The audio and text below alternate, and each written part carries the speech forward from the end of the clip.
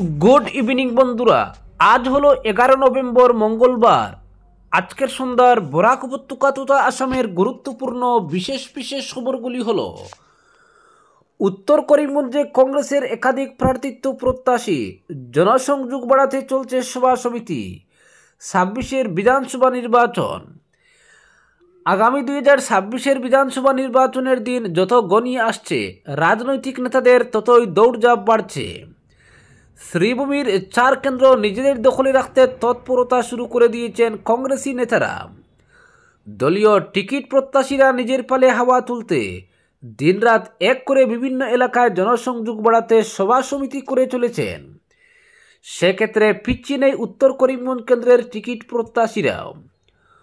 উত্তর করিমগঞ্জ কেন্দ্রের সম্ভাব্য প্রার্থীদের মধ্যে আহাদ তালুকদার, জাকারিয়া আহমেদ পান্না, শাহনওয়াজ আহমেদ, আহমেদ সাহিল, বিশ্বজিৎ ঘোষ প্রমুখ রয়েছেন। তারা কেন্দ্রের বিভিন্ন এলাকা ঘুরে মানুষের সঙ্গে মত বিনিময় করে কংগ্রেস দলের উপলব্ধি তুলে ধরে জনসংযোগ বাড়ানোর চেষ্টা চালিয়ে যাচ্ছেন। উত্তর করিমগঞ্জের প্রার্থীদের মধ্যে শ্রীভূমি জেলা কংগ্রেসের সহসভাপতি আহাদ তালুকদার বাঙ্গায় কয়েক শতাধিক কর্মী সমর্থকের উপস্থিতিতে এক জনসংযোগ সভার আয়োজন করেন। তালুকদারের বাড়িতে মুফতি আব্দুল হাসিবের পৌরোহিত্যে ওই সভা অনুষ্ঠিত হয়। সভায় পূর্ব বদরপুর তথা বর্তমান উত্তর করিমগঞ্জ কেন্দ্রের কিছু তথ্য তুলে ধরে আহাদ বলেন, চক্রান্ত করে বদরপুর কেন্দ্র বিলুপ্তিকরণ করা হয়েছে। তিনি ক্ষোভ প্রকাশ করে বলেন, বর্তমান বিধায়ক আব্দুল আজিজ বদরপুর কেন্দ্রের জনপ্রতিনিধি হওয়া সত্ত্বেও কোনো পদক্ষেপ গ্রহণ করেননি। বিধায়ক শাসক দলের হয়ে কাজ করছেন বলেও তুপ দাগেন তিনি। শাসক দল বিজেপিকে আক্রমণ করে বলেন, বিজেপির আমলে সাম্প্রদায়িক রাজনীতি ছাড়া মানুষের উন্নয়নমূলক কোনো কাজ হয়নি। পরবর্তী খবর, 6 বছর পেরিয়ে গিয়েছে আসামে এনআরসি বা নাগরিকপঞ্জির কাজ সম্পূর্ণ হওয়ার। চূড়ান্ত তালিকাও প্রকাশিত হয়ে গিয়েছে। তালিকা থেকে বাদ পড়েছিলেন 19 লক্ষের বেশি মানুষ, কিন্তু আজ পর্যন্ত সুপ্রিম কোর্টের এসওপি মেনে সেই 19 লক্ষ মানুষের নামে রিজেকশন স্লিপ জারি করা হয়নি। এমনকি যাদের নাম তালিকায় জায়গা পেয়েছে তাদের নাগরিকত্বের প্রমাণপত্র দেওয়া হয়নি। এই ইস্যুতে সোমবার দেশের সর্বোচ্চ আদালত কেন্দ্র, আসাম সরকার ও রেজিস্ট্রার জেনারেল অফ ইন্ডিয়াকে নোটিশ জারি করেছে। জমিয়ত উলামায়ে হিন্দ ও অল আসাম মাইনরিটিজ স্টুডেন্ট ইউনিয়নের আবেদনের শুনানি করতে গিয়ে সোমবার সংশ্লিষ্ট সব পক্ষকে নোটিশ জারি করেছে সর্বোচ্চ আদালত। যে আদালতের প্রত্যক্ষ নজরদারি ও নিয়ন্ত্রণে আসামে এনআরসির কাজ টানা 5 বছরে সম্পূর্ণ হয়েছিল, কিন্তু এদিন বিচারপতি PS নরসিমহা ও বিচারপতি AS চন্দুরকরের বেঞ্চ এই আবেদনের শুনানি কেন সুপ্রিম কোর্টে হবে শুরুতেই এমন প্রশ্ন তুলে দিয়েছিলেন। যদিও আবেদনকারীদের হয়ে সওয়াল করা দেশের 2 প্রবীণ আইনজীবী কপিল সিবাল ও ইন্দিরা জয়সিংয়ের জোরদার যুক্তিতর্কে তারা আবেদন শুনতে রাজি হন। যখন বিচারপতি নরসিমহা জানতে চান এই মামলা এখানে কেন, তখন কপিল সিবাল বলেন, 2013 থেকে 2019 পর্যন্ত আসামে এনআরসির গোটা প্রক্রিয়া সুপ্রিম কোর্টের প্রত্যক্ষ নিয়ন্ত্রণে হয়েছে, তাই এই আবেদনের শুনানি সর্বোচ্চ আদালতেই হওয়ার কথা। অন্যদিকে প্রবীণ আইনজীবী ইন্দিরা জয়সিং বলেন, এই আবেদনের যে সীমিত বিষয়টি উত্থাপন করা হয়েছে তা আমি এখানে তুলে ধরতে চাইছি। গোটা এনআরসি প্রক্রিয়া সম্পূর্ণ হয়ে গিয়েছে। কারা এই রেজিস্ট্রারে থাকবেন আর কারা থাকবেন না, এ নিয়ে কোনো ধরনের মতবিরোধ আর নেই। আদালতের কাছে রেজিস্ট্রারে নাম থাকা বা না থাকা নিয়ে কোনো আবেদন করা হয়নি। এই আদালতের নির্দেশেই গোটা প্রক্রিয়া সম্পূর্ণ হয়েছে। এখন গোটা প্রক্রিয়ার একটি মাত্র দাবি বাকি রয়েছে, সেটি হচ্ছে যাদের নাম রেজিস্ট্রারে রয়েছে তাদের নাগরিকত্বের পরিচয়পত্র ইস্যু করা। তখন বিচারপতি নরসিমহার যুক্তি ছিল, এ ব্যাপারে হাইকোর্টে যাওয়াই তো সবচেয়ে যুক্তিযুক্ত ব্যাপার। তিনি বলেন, আপনারা যেটা চাইছেন তা হলো সর্বোচ্চ আদালতের রায় এবং তার বর্তমান অবস্থান সম্পর্কে ফলো আপ করতে। তাই আমরা বলছি, এটা তো আপনারা সংবিধানের অনুচ্ছেদ 226 মতে হাইকোর্টে যেতে পারেন, এখানে অনুচ্ছেদ 32-এর কোনো প্রয়োজন নেই। তখন আইনজীবী জয়সিং পাল্টা যুক্তি তুলে ধরে বলেন, নাগরিকত্বের বিষয়টি জরুরি ভিত্তিতে সুরাহা করা ভীষণ প্রয়োজন হয়ে পড়েছে। মহামান্য বিচারপতিরা এটা জানেন, এই বিষয়টি গোটা দেশে সমস্যার সৃষ্টি করছে। সৌভাগ্যক্রমে আসামে এই সমস্যা নেই।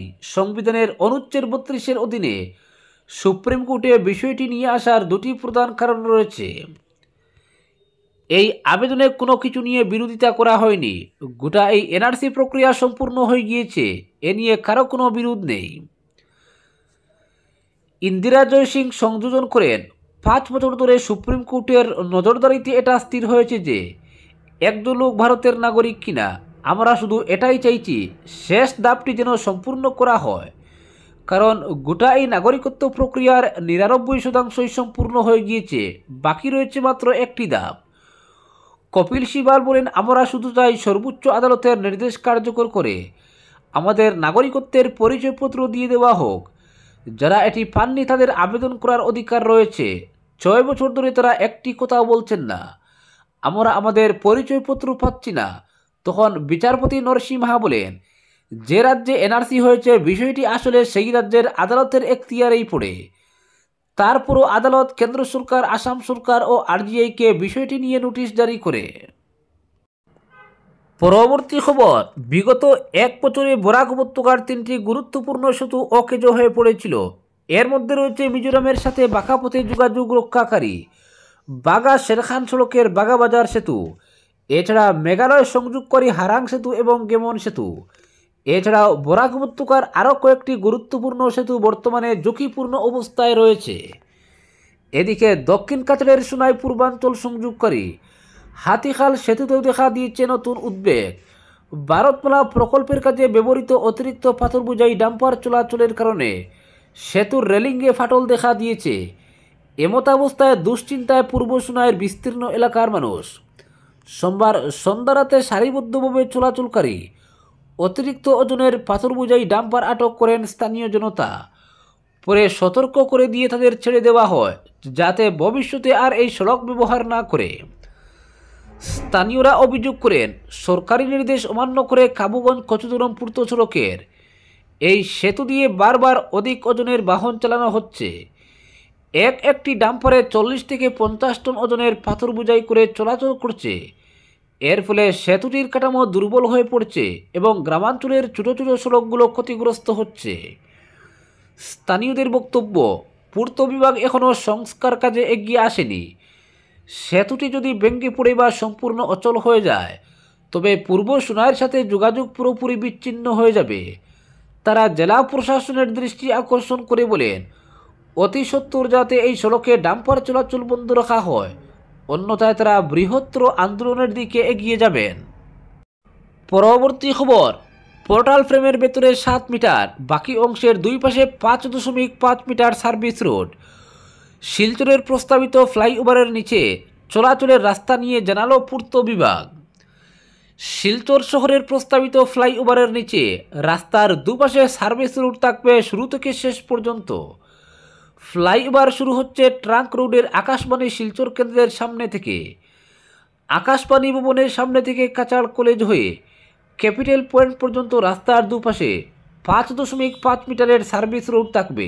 এরপর ক্যাপিটাল পয়েন্ট থেকে প্রেমতলা পেট্রোল পাম্প পর্যন্ত ফ্লাইওভার যেহেতু পোর্টাল ফ্রেমে হবে, ফলে ওই ফ্রেমের ভিতরে সার্ভিস রোড থাকবে 7 মিটারের। এই দুই ধরনের সার্ভিস রোডে অ্যাম্বুলেন্স থেকে স্কুল বাস, অটো, ই রিক্সা থেকে ব্যক্তিগত গাড়ি সব ধরনের যানবাহন চলাচল করতে পারবে বলে নিশ্চিত করেছেন পূর্ত বিভাগের ইঞ্জিনিয়াররা।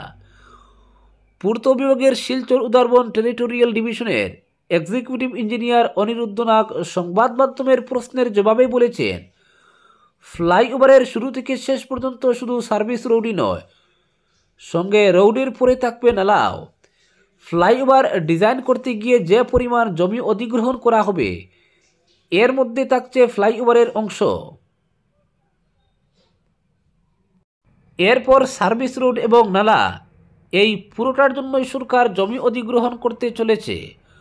উদাহরণ দিয়ে তিনি বুঝিয়ে দিয়েছেন, সেন্ট্রাল রোডে ফ্লাইওভারের জন্য 14.10 মিটার জমি নেওয়া হবে।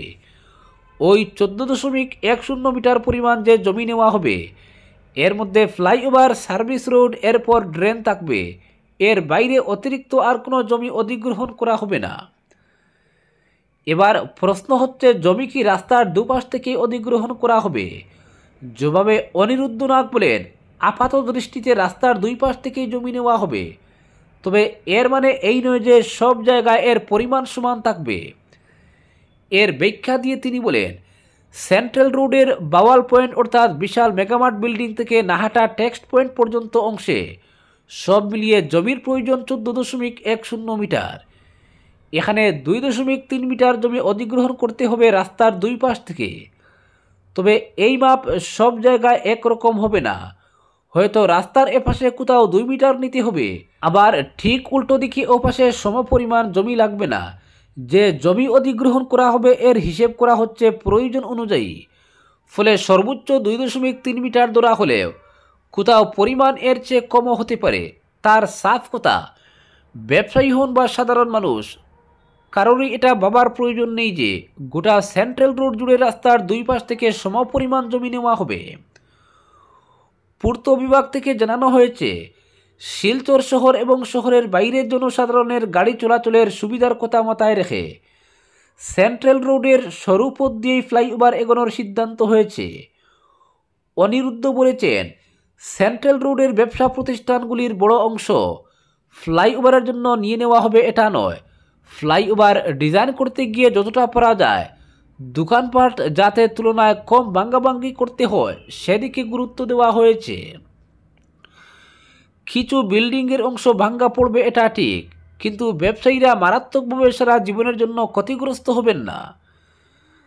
তিনি আরও জানান, উদারবন লক্ষ্মীপুর থেকে আসা গাড়িগুলি যাতে সদরঘাটের বিবেকানন্দ রোটারি হয়ে সোজা ফ্লাইওভারে উঠতে পারে এর ব্যবস্থাও করা হচ্ছে।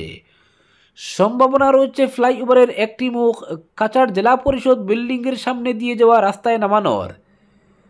এছাড়া অম্বিকাপট্টি, বিলপার এবং সুনাই রোড থেকে ফ্লাইওভারে ওঠার রাস্তাও ভবিষ্যতে বানানো হবে। এই সুযোগ রেখেই বর্তমান ডিজাইন বানানো হয়েছে। ফ্লাইওভারের উপরে যে ক্র্যাশ ব্যারিয়ার ওয়াল থাকবে সেটি ভবিষ্যতে খুলে দিয়ে নির্ধারিত 3টি পয়েন্টে নামানো হবে ফ্লাইওভারের পা, যাতে শহরের মানুষ এই পয়েন্টগুলিতে ফ্লাইওভারের গাড়ি নিয়ে ওঠানামা করতে পারেন। এক্সিকিউটিভ ইঞ্জিনিয়ার আরও জানান, যেহেতু ফ্লাইওভার একটা বড় প্রকল্প, এর বাস্তবায়নে দীর্ঘ সময় লাগবে, ফলে এর জন্য ইন্ডিয়ান রোড কংগ্রেস অর্থাৎ IRSCর গাইডলাইন মেনে ট্রাফিক রুট তৈরি করা হবে। ডাইভারশন রোড এবং বাফার জোন অর্থাৎ নির্মাণ সামগ্রী রাখার ব্যবস্থা। সরকার ইতিমধ্যে এসব পদক্ষেপ বাস্তবায়নের কাজ শুরু করে দিয়েছে। আগামী 12 নভেম্বর বুধবার দিল্লির নয়ডা থেকে সার্ভেয়ার সংস্থা ডিজাইন অ্যাসোসিয়েটসের 3 বিশেষজ্ঞ প্রাঞ্জল গোস্বামী, হীরক শর্মা এবং দেবজিৎ দাস আসছেন। ওই দিন তারা অম্বিকাপট্টি পয়েন্ট থেকে দেশবন্ধু রোড পয়েন্ট পর্যন্ত সার্ভে করবেন। আজকের বিশেষ সংবাদ এখানেই সমাপ্ত।